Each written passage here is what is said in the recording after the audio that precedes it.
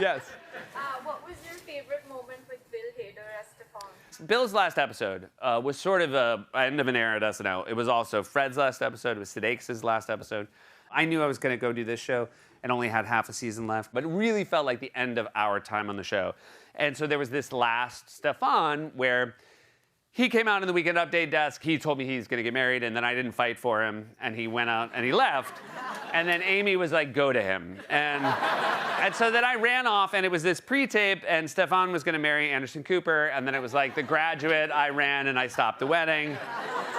And then we were going to run back on stage, and that was how Weekend Update was going to end. And so Bill and I were backstage, and Bill was wearing a wedding veil, and I was standing there, and we were just watching backstage. We were watching it on the monitor, and we were holding hands, because we were going to run in holding hands. And Bill was getting emotional. This was his last show.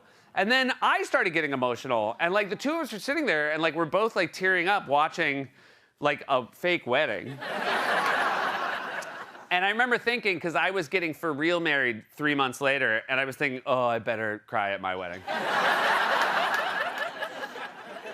If I don't cry at my wedding and I'm crying at this fake Stefan wedding, it's gonna be a terrible sign.